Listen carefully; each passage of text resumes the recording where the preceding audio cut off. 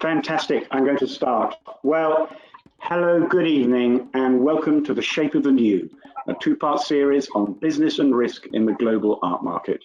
I'm William Britton-Catlin, Senior Investigator in London for the Business Intelligence and Investigations practice at Kroll. The format of this webinar is very simple: half an hour of discussion with our guests, followed by a question and answer session at the end. And if you want to ask a question, please submit it through the questions tab, which can be found on the right-hand side of your screen at any time during the webinar. And just to let you know, this session is being recorded and will be made available to you afterwards.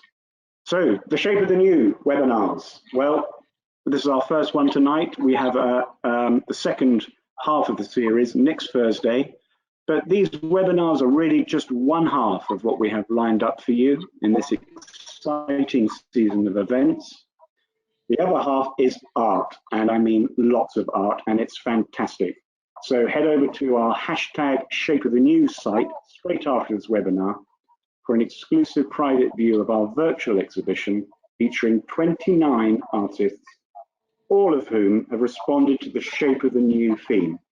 And it's very exciting. There's a lot of amazing art to see. So I'm really looking forward to that, and more details about that at the end of this webinar. So tonight, in part one, Markets and Makers, we're going to explore the business of art, that is, the buying, selling, making, and viewing of art. And we're going to refract it through the eyes of this evening's guests, all of whom are deeply immersed in different but connected aspects of the commercial art world. It's a great pleasure to welcome our panel for this evening. Christopher Battiscombe is Director General of the Society of London Art Dealers. Edouard Ndeke is co-founder of Demif Gallery, an exclusively online gallery. And I'm delighted to be joined by our discussion host for the evening, Gareth Fletcher, Programme Director at the Sotheby's Institute of Art. Thank you, Gareth, and over to you.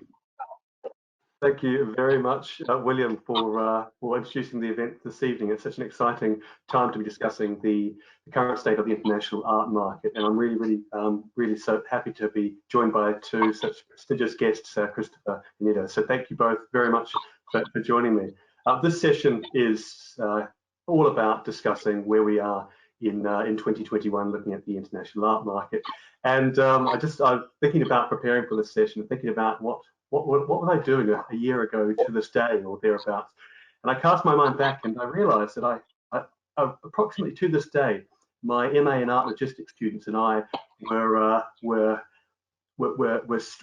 running quickly through the MEC Centre at TAFE, the European Fine Art Fair, on the last day of the art fair prior to its closure because of COVID. And I thought to myself, how interesting and how poignant. That was 12 months ago, almost to the day. And just thinking about what that meant and what we perhaps didn't know at the time, and what we may now have the benefit of hindsight to be looking back on the 12 months that intervened. And I think that sort of hopefully is a sort of a vignette to sort of lead us into the next discussion. And I really want to, I guess, begin by just sort of opening up and asking Edo and Christopher, who occupy different, but I would say very interrelated in certain capacity roles within the international art trade. Could I ask you both if you could just discuss or let us know a little bit about how the last 12 months has impacted your role and the constituents on behalf of whom you act with the art trade? So maybe I'll start initially with you, Christopher. Can I ask you, sort of, what has been the impact that you have felt and your Society of London Art Dealers constituency? What have they felt over the last 12 months or so as a result of the COVID pandemic? Well, thank you very much, Gareth. I think that this has obviously been the most difficult year that the art trade has faced, certainly in my time, and I think for any of them. But just a word, I thought I'd just make 2 or 3 points, first of all, about the UK art trade. I mean, the first thing I want to say is we have the second largest art trade in the world after the USA. We are responsible for between 1/5 and 1/4 of world trade. And it's a very big business. It's worth about £12 billion a year. It comprises about 7,500 businesses, employing over 40,000 people, and another 95,000 in the ancillary trade. So it's a very big business. And the second point I want to make about it is that it's very international. If you take the members of my trade association, about 40% of our trade is domestic, 30% is with the USA, 20% with the European Union, and 10% with the rest of the world. So, as I say, I think that's probably typical of the UK art trade as a whole. And the third point I wanted to make is that about 90% of that trade is in extremely expensive or pretty expensive items, that is, items worth more than £50,000. And I find that quite an interesting figure, actually, because I've always been told that nobody will buy anything for more than 50,000 online. I don't know whether that's true or whether it's something that was true in the past and is no longer true. Now, as I said, this has been an extraordinarily difficult year, and we did actually have a survey carried out by a very well-known surveyor, Claire McAndrew, which was, I think, published in September. And she said that this is an international survey, that on average, art dealers had a drop of about 36% of their sales over the first half of the year. And they'd also had to lose about 1/3 of their staff, either on furlough or just going altogether. So that's quite a serious situation, obviously. And we are, in fact, the Society of London Art Dealers, we are in the process of carrying out our own survey, which we do every 2 years. And I'm only about halfway through that. But it's quite interesting to find, actually, that there's quite a mixed picture out there. I think the majority of our dealers are reporting that they have had a pretty serious contraction in their sales, and also quite a bit serious contraction in their profits, but not everybody. And interestingly, just when all this started in March last year, one of our members said to me, "I'm sorry, but we're going to have to resign from the society. I've just got to cut our costs in any way that I can." And then he got in touch with me again in September saying, "Actually, I've had a really good year. Can I come back in?" So that was quite interesting. So that's one extreme. And then at the other extreme, I've had one of the responders to my survey saying that he's never, ever had such a bad year, and he's lost something like 80% of his sales. So he's in a really serious situation. But the funny thing is, looking at the survey, although, as I say, the majority of people have lost a lot of business, not all of them have suffered so badly on profits, because the other side of the picture is that their costs have gone down considerably because there aren't any art fairs. So they're saving on the art fairs. They've also saving on international travel. There isn't any international travel. They're saving on their employment costs. And of course, they've also had a very significant help from the government, particularly through the furlough scheme and through the business rates relief scheme. So not all of them are doing quite as badly as they might. But as I say, the picture is very mixed. And just one other point I'd like to make is, looking at it personally from our point of view, I don't think trade associations have ever been more important than they are now. And I think that I have, well, I say it myself, been able to be quite a significant help to the members of our association this year in facilitating them to benefit from the various government schemes that have come forward. And this has been so successful that I've actually had a lot of art dealers queuing up to ask if they can join the society so that they could benefit from this advice that we've given them. And several of our members who had resigned in the past said, could they come back in? So I think this is a time when we really have been able to help people. But there are, of course, huge questions now about, how long is this situation going to go on? When is it going to return to normal? And I don't think any of us know the answers. I'm waiting to see at the moment, particularly about the art fairs. Are the art fairs going to start again? And when will people be confident enough to resume international travel? Because those are the two things that have really, I think, that, and of course, all the galleries are closed at the moment. They're going to open again on the 12th of April. But who is going to turn up? Who's going to come to see them? No international visitors, so you're not going to get any international buyers coming. And will even the domestic buyers come? So there are very big question marks, I think. And I'm actually waiting at the moment to see a very big fair, which a lot of our members go to in June and July, is Masterpiece. And I do note that it normally, I think it's due to start on the 24th of June. And the Prime Minister's roadmap says that we'll be back to normal by the 21st of June. So in principle, it could go ahead, but will it go ahead? I'm waiting to see. And then we have a whole lot of really important art fairs in September. We have September and October, we have the two Frieze fairs, and now Basel has put itself back to September. TFAF has put itself back to September. Will those fairs go ahead? These are really big questions, which I'm afraid I don't know the answer. Thank you very much, Christopher. This is really, really brilliant, the insights that you've managed to provide. And you're absolutely right. I think just the discussion surrounding art fairs, the sustainability of that business model, and geographies of space within the dealer community are really, really, really important. And we do obviously look forward to learning more about the resumption of those fairs, all clustered together, often slightly distinct market categories in September. So we're going to come back to geographies in a moment. I might just pass over now, if I can, to Edo and ask Edo, can you please give us your reflections as to how the last 12 months have impacted your business model, and maybe just give us a little bit of information about the I would say quite a unique business model that your organisation has adopted, please. Yes, thank you very much, Gareth.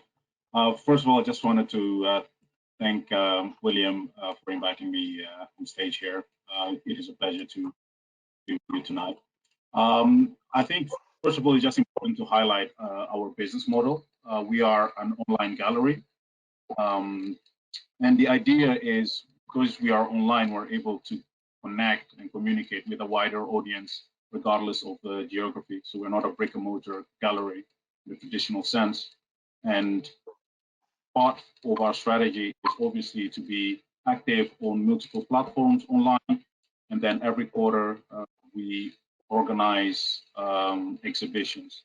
So the last 12 months, it's been incredible. First of all, we were very disappointed because we weren't able to actually host some of our pop-up exhibition that we normally do. But because we were already online, we saw a massive increase in terms of sales and exposure from artists. And during this period of time, we were also able to add additional artists to our roster.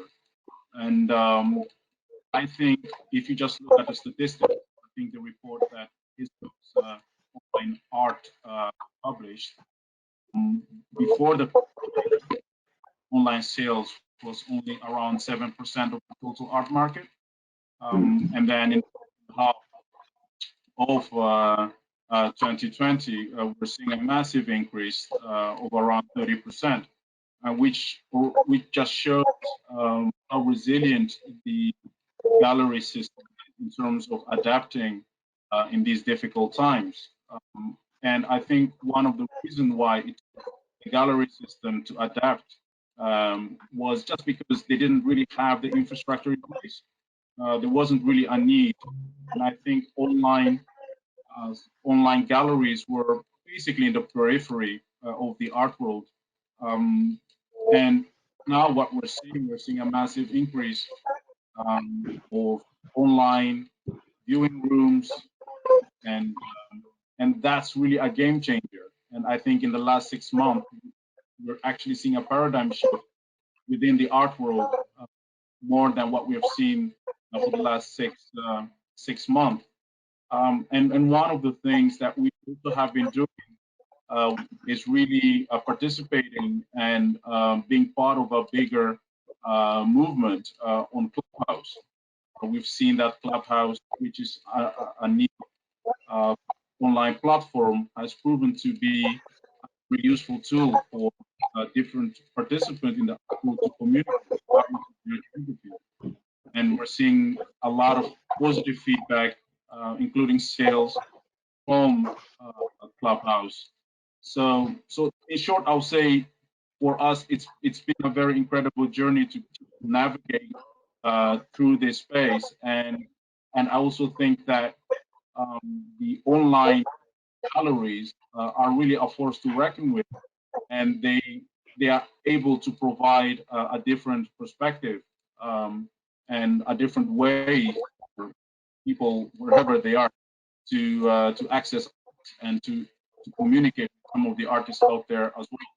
So overall, I would say the last 6 months have been great for us, and we're very excited to see how things will develop, especially since we are going to start seeing the lockdown being opened in a number of countries, including the UK. But I think the online space is here to stay, and we've seen a huge jump in the gallery system, including the auction houses on the secondary market as well. They're all adapted accordingly, and I think the results are better than what a lot of people were projecting. Thank you very much. This is really, really interesting, and it's very important for us to be looking at the way that the market has shifted, a transition, pivoted perhaps online in, as some have said, with a decade within a year, as it were, towards a much more digitized mode of transacting, of displaying cultural objects. Christopher, I wonder, have you gained a sense from the galleries that are participating or part of SLAD, whether the online sales channels or any form of digital transformation has had a positive impact on their 12 months? Because you painted sort of a mixed picture of some beneficiaries, perhaps maybe some galleries, maybe or dealers not perhaps performing as well as they would expect. Do you see the imposition of forms of technology and online transactions helping to sustain some of their business models at all? Yeah, I do think there's been obviously a big increase in activity online, and people, I think that the dealers have reacted, with enormous enterprise really to this very difficult situation they find themselves in. But I think some bits of the market find it easier to use online certainly for selling. I think it's you can contact your clients in a way which now you can't unfortunately do physically, and that I think is very useful. But I think some bits of the market find it very difficult to actually sell online. And we have a huge variety of members really in SLAD. We have some who are selling multiples, selling prints or relatively low value pictures in large quantities, and some who are just doing few deals every year, but very, very large amounts of money. And I think it's the latter particularly who are finding it really difficult at the moment, because you're not going to spend millions of pounds on a picture which you can't see. And so I think that is very difficult, but certainly people are, they have changed. I mean, they've been using, all our members obviously have websites. A lot of them use websites like Artsy and Artnet and so on, and have been for some time. And obviously there's been more of that now. But I think people are longing actually to get back to physically coming and seeing things. And it's simply a question of when that can happen. You know, there's a lot of pent-up demand. The other thing I would mention is quite a lot of the very wealthy people in the world have actually become even wealthier over this last period. And I think there's also a pent-up wish there to spend some money on art. So when the time comes, I think we shall all benefit from this. But it's just, there's a bit of a hiatus at the moment. Absolutely, and once things start to, the handbrake starts to release itself, I think absolutely right, we're going to be seeing much more confidence from the consumer market. Now, I mean, it has been mentioned before that when we have this sort of enforced digitalisation and I guess the role of technology playing a vital role as a conduit for transactions, it has been suggested that there is a chance that this may increase levels of what has often been perceived as a lack of transparency, or levels of transparency within the art trade. I'm going to pass over now to Edo and just ask if you have any experience or any thoughts on the sort of the discussion surrounding the word transparency and whether or not there is there is a sort of a correlation between an increase in transparency and a forced move to more online purchasing decision making. Yeah, I mean, I think first of all, it's just very important to highlight that, you know, there are multiple art worlds. So there isn't just one art world, and each market sector has its own dynamic, its own rules of engagement. And I mean, when we're talking specifically in my art world, the African contemporary art space, the price is already relatively low compared to other market segments, and people are not afraid to kind of showcase those prices. But I think the overall picture, if you look at, let's say, Art Basel, they were able to actually showcase the prices of a number of artworks there. And it was actually very positively received amongst the gallerists and also amongst the collectors. And I think we are moving towards a world where people are a bit open to discuss some of these activities within the art market. And I think that's a very positive thing. And I think that's also because of this enforced digitalization of the entire art market. And I think it is just a very positive development. And on the other side, I also think if you look at the African contemporary space, it's always very difficult to kind of have a better understanding in terms of what's actually happening in a number of these countries where the arts are situated.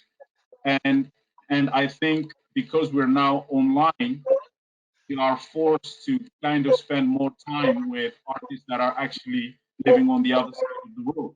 I think one of the reports published, I think it stated that around 70% of all the sales that has been happening through their platform, the distance was around 10,000 kilometers.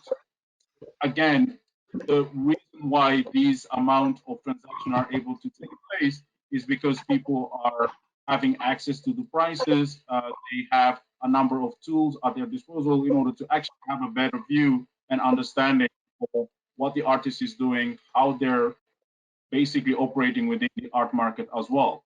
So overall, I would say it is a very positive development, and I think these are all some of the developments that we're seeing because of this enforced digitalization.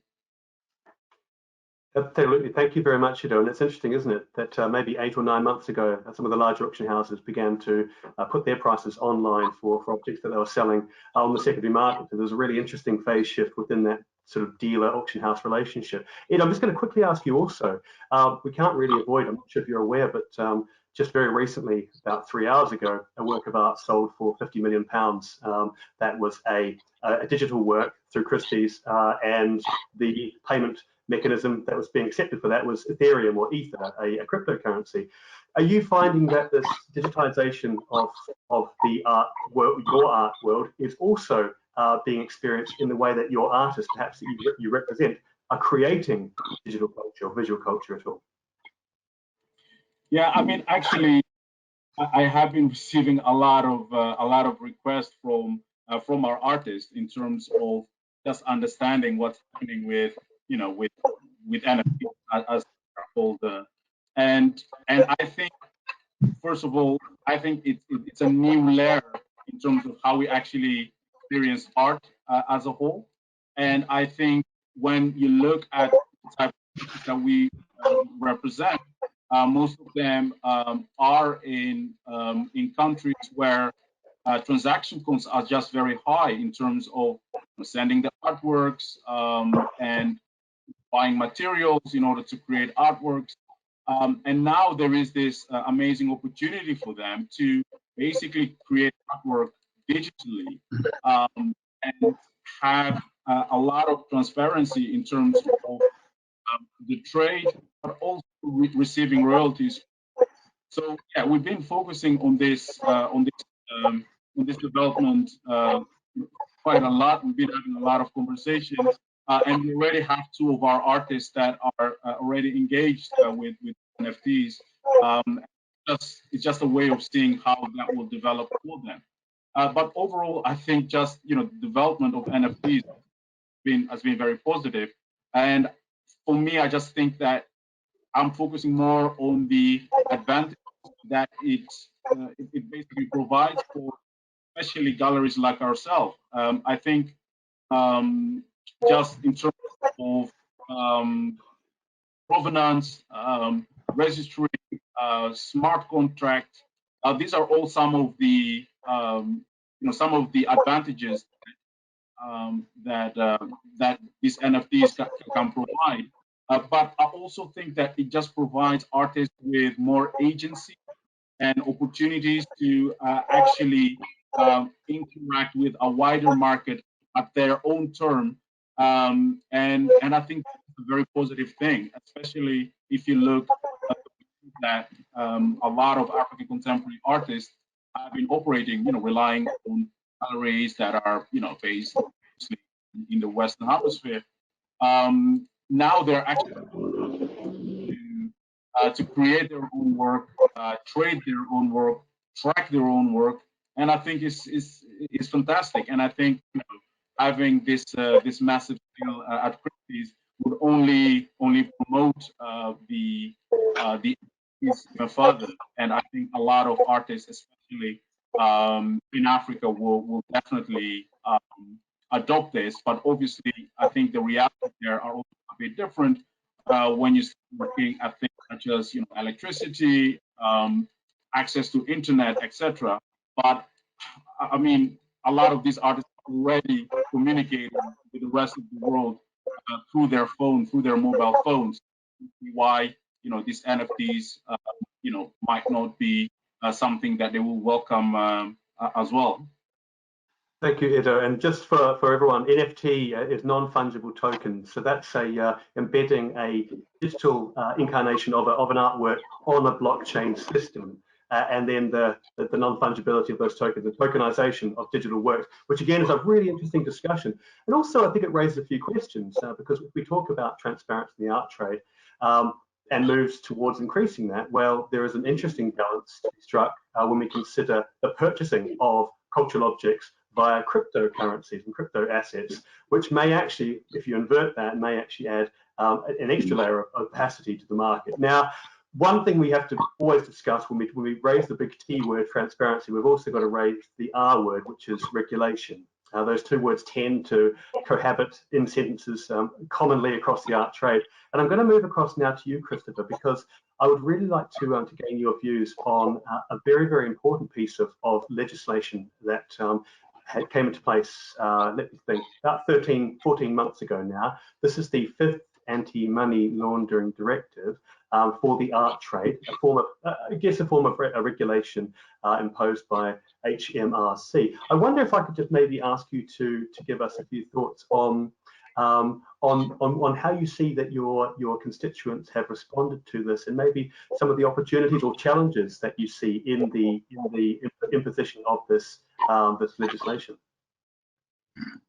Okay, well, I have to say it wasn't a very popular move for the art trade. I mean, this is something which was suggested by the European Union, which we have now, as you know, left, and we felt obliged to go along with it. And the idea behind it is that the art trade is a serious risk for money laundering. We actually questioned the Treasury and other departments about this and said, could they actually quote any cases of money laundering in the UK art trade? And the answer was no. So, I mean, it is a potential risk, but it's not one that's actually, as far as I know, has actually occurred. As you said, this came in on the 10th of January last year, and we are all trying to adapt to it. I'm a member of the British Art Market Federation, which is a sort of umbrella body which brings in the auction houses and all the dealer associations.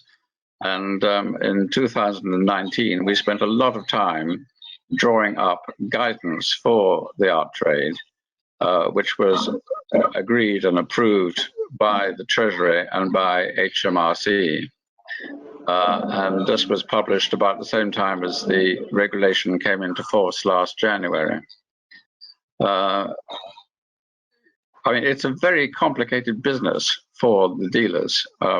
First of all, you know, some of these dealers, you have to remember, are really small firms. Some of them are a bit large. Some of them are maybe, you know, 20 or 30 people, or even more than that. I think I have some who are about 70. But an awful lot of them are 2 or 3 people. And all of them are being asked to draw up a written risk assessment for their firm, a written policies and procedures paper. Then they're being asked to keep extensive records about every transaction they take, with the records of who has bought it and so on. They have to register, they have to pay fees. It's a very costly and cumbersome thing. I mean, you know, we have to deal with it. We don't have any option. But it's not something which has been hugely welcomed by the art trade. At the moment, I think we're still getting to grips with it, to be honest, because this came in January, and then COVID came in about 2 months later and has put a pretty big damper on business. So they haven't had to deal with it as much as they might have done. I mean, as we said, there haven't been any art fairs where an awful lot of them do most of their business. And we're only talking about works of art which sell for more than 10,000 euros. So, you know, it's quite significant items. Now, the Treasury have delayed the date by which you need to register. It's now, sorry, HMRC have delayed the date. It's now been put back till the 10th of June. So I don't even know whether all our members are registered yet. I have to keep reminding them that they need to register and they need to carry out all these incredibly difficult tasks. And we have drawn up our own guidance because the British Art Market Federation guidance is the rules about, the basic rules about what you need to do in terms of policies and customary due diligence and so on. But the actual details, what you need to get off people in terms of CDD and so on, isn't really spelled out in that. So we have produced what we call a toolkit for our members, and we've distributed that to them, explaining exactly what they need to do. And I do remind them at every opportunity that they need to put these things in place. But whether, I'm not sure that everybody has yet done this, even though the regulation is in place. So I would say we're still working through it. And then we did actually hear from HMRC short time ago that despite having approved our guidance last year, they're actually having second thoughts about it and may want to revise some of it. So we have to also to see how that's going to work through. And of course, HMRC have had 1 or 2 other problems to deal with over the last year with all the response to COVID. And so I'm not sure that they're totally on top of the situation either. So it's slightly work in progress at the moment, but it is causing a lot of problems for the trade in terms of the increased load it's putting on them at a time which is very difficult anyway because of COVID and Brexit and various other things. Absolutely, Christopher. Thank you very much. And we will have a chance to speak with HMRC next week, this time next week, so we can discuss this further then. I'm very, very conscious of the paucity and the limit of time we have at our hands. So I'm going to ask you, Christopher, thinking about the future going forward, please. You discussed, well, very earlier on, you mentioned the I guess the discussion around physical premises and physical spaces and geographies of where your dealers are based. With that in mind, how do you see 2021, 2022 playing out as far as the need to have a physical space to attract a physical customer base going forward? Or do you think that we are now in an irreversible position where the online presence is going to become even more vital in sustaining their business operations? Well, it's a question which is very, very difficult to answer. I mean, I think what we're all finding at the moment is we didn't realize how much we could do from home and how much we could do online. And I think there is a very big question, and I think the government is trying to grapple with this, not only in the art trade, but in all over, all different sectors. What is going to happen to city centres? And I don't think anybody knows the answer. I mean, I've always been very conscious that if you look at SLAD members, I have about 160 members of the association, and about 100 of those are based in Mayfair and St James's in a really small area. And I've always thought that that was really important to them. In fact, I'm convinced it was really important to them because the rents are going sky high, and yet they managed to stay on. So the question is, will that go on being important to them? And I don't think we can really answer that at the moment. I mean, the reason why I think it was important is because we do get a lot of international visitors to London, particularly in the summer, and with things like Wimbledon are going on, or you get the Frieze fairs in the autumn, and people come here for the theatre and so on. None of these things are happening, and that's why nobody's turning up. And if you walk around Mayfair and St James's today, there's hardly anybody there, So that's true. We just don't know what's going to happen, really. My feeling is that things will gradually come back to normal, but perhaps never quite where they were before. Certainly in terms, I don't think any of us are going to feel that we've got to go to the office 5 days a week.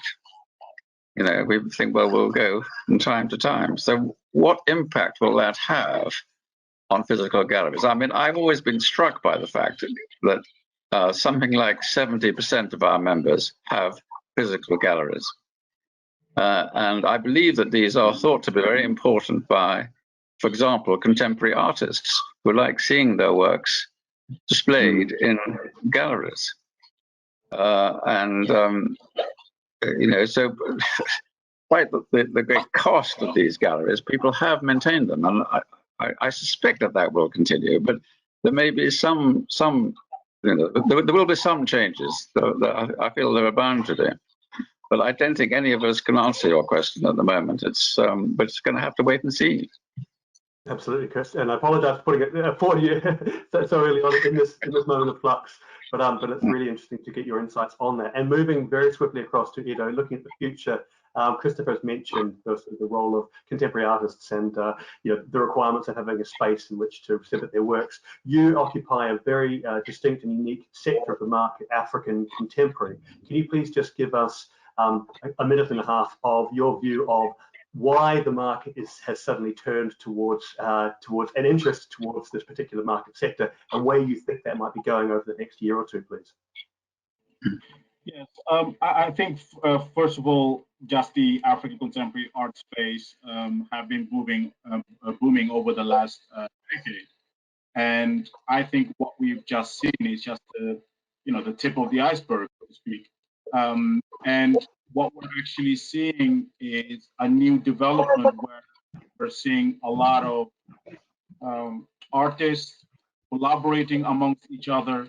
We're seeing institutions providing various platforms for artists to develop their practice. We're also seeing a number of residencies, which is a very interesting development, because a lot of the on the African continent, what they wanted to do was to participate in residencies in the Western Hemisphere. So, but what we're actually seeing now is a booming area, especially in Western Africa, a number of residencies that have been set up, well attended. We're seeing a number of developments in the space of art fairs, which are actually really interesting because we now have one in Lagos, but we're also seeing new developments in Southern Africa. Obviously, we have South Africa, which is a very big market there. But in Central Africa, we're seeing very key developments there as well. So I think that what we've just seen on the global African contemporary art is just the beginning. And I think over the last 10 years, it was a very strong development. And I think we continue. And, you know, keep in mind that a lot of these African countries aren't really impacted like the rest of the globe. So in Ghana, you still have exhibitions taking place. You're still having artists moving around and presenting their work. Ecosystem being built and sustained, and I think that's really important. We're seeing a lot of very interesting cross-cultural and international exchanges taking place, right? I think one of the biggest artists, Unibada, for instance, is developing in Nigeria, which is a very important development. Moving forward from when you look at galleries like ourselves, I think the way that we operate, we have this pop-up model. And I think right now there are a lot of galleries in London who are basically looking for new opportunities. And I think it's actually a great opportunity to collaborate with galleries like ourselves to provide a space where we could actually showcase a different type of artists and make sure that, you know, the collaboration is taking place. That's something that I really look forward to see, you know, the more established Mayfair galleries opening their doors for upcoming young galleries like ourselves and developing very interesting collaborations there. So that's really what I think will happen, and I hope that will be, you know, I think that'll be something that'll be very interesting, and a lot of people are looking forward to it. Absolutely, it's a really interesting proposition. You're sort of referring to kind of a centralisation of the condo model within the kind of the Mayfair and St James's district, which I think is a fascinating potential road to the future. And I think it's really interesting to hear that suggestion. And I guess also developing the secondary market for the artists. You mentioned Shonabare, that can only add confidence to the collector circles for those particular objects. I am very conscious we've hit exactly 7:15. And I don't know whether, William, you would like to take control at this point and see if we have any questions at all. Well, thank you, Gareth, and thank you, Chris, and thank you, Edo. Very interesting conversation. It could run, couldn't it? But we have some we've got interesting questions here. Let me read one of the questions from the audience. It's just like, well, I don't know if this is shape of the new, it's possibly a bit shape of the old, but it's more like shape of the don't know. Got a very interesting question here. It says, does anyone have any experience or know of anyone with experience of using blockchain technology for provenance, transparency, and traceability? And I think they're wondering whether any artists, galleries, dealers, auction houses, or anyone else is using that technology for those purposes. You know, do you want to start, or Chris, you start with this one, please? Well, no, I was going to say, I mean, I've heard a lot about it, but I've never heard of anybody actually using it. So, but I may just be ignorant on that point. I don't know. You know, have you got any inflections on that at all? Well, I mean, we are ourselves using blockchain right now in terms of providing a smart contract or provenance. We do know that there are a lot of companies within this space, a lot of startups. You have one that is set up by Edouard Ndeke, who used to be the chair, I think, of TEFAF Maastricht. He has a very substantial operation with a very strong track record when it comes to actually implementing blockchain with art and producing, very interesting smart contracts. But I know there are multiple companies out there, and I think during this time they should be booming right now with all the developments that are taking place. Absolutely. Great. And I wonder if I can bring up a couple of points here also, just thinking about the sort of the role of blockchains and the embedment of provenance within them. I think from what I've understood, I think that process, that opportunity, that market sector really lends itself to the contemporary sector works that are being created now going forward, rather than historical objects, because as we probably are all aware, humans are fallible, and occasionally we get things wrong, and embedding that in a mutable ledger, one of your mistakes or 20 mistakes in a row, that may potentially decrease the trust in your organization or your processes. And I think also it's important to be aware that a number of organizations looking to synchronize the terms provenance and blockchain have been around for the last sort of 5 to 8 years. And you can see case studies of, there are at least 3 or 4 that come to mind that are no longer functioning businesses. So I think it's a very, very romantic notion to entertain. Certainly, if you can, if this can work, then that is going to add a huge amount of trust and confidence in the market for cultural objects. But I think just maintaining the integrity of that provenance, and actually what do you mean by provenance at a particular time and a place, is probably vital for that proposition to fully gain traction and work across market sectors. Yeah, Good. I mean, I think at this stage, the most important thing for me when I look at blockchain is really the relationship with NFTs and what comes out of it.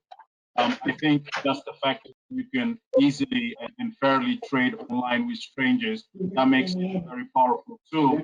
But also just managing ownership is something that I think is for purpose right now. But I'm just very interested to see how this market will develop moving forward. I'm going to have to come in now. We're reaching towards the end, so I just wanted to say thank you to the panel, to Christopher Battiscombe, to Edouard Ndeke, and to Gareth Fletcher. And Gareth and I will be back again next Thursday at 6 p.m. for Shape of the New Part 2. We should be looking at risk and regulation in the market. And you can register for Part 2 by using the link in the chat tab. Anyway, just before we go, I mentioned at the beginning of the program our virtual gallery site called #ShapeOfTheNew. And I'm delighted to be joined by Sukai Eccleston of Casilde Art, the curator of the exhibition, who can tell us what's happening. And there, Sukai has now joined. Hello, Sukai. You're live and in the webinar. So, great, thank you for joining us. And let us tell us what's happening. I was listening to the end of that conversation. It was very interesting. So sorry that I had to kind of interrupt that flow. But we have our virtual exhibition, #ShapeOfTheNew, starting at 7 o'clock. So I have to jump on that. So #ShapeOfTheNew is an exciting new exhibition which I've curated in association with ArtCan and obviously hosted by Carol to support the Shape of the New webinar series. We have 29 artists in it, over 35 works ranging from photography to video installations to obviously paintings. So an amazing collection of works to see. So please do come over at 7 o'clock and join us for that in our super futuristic gallery. Thank you. Super. Thank you, Sukai. I'm really looking forward to that. I believe tomorrow evening you have an interview with the art artist Tiffany DeLune, who's going to be be interviewed by Emma Jacobs from the Financial Times. So we're really looking forward to that.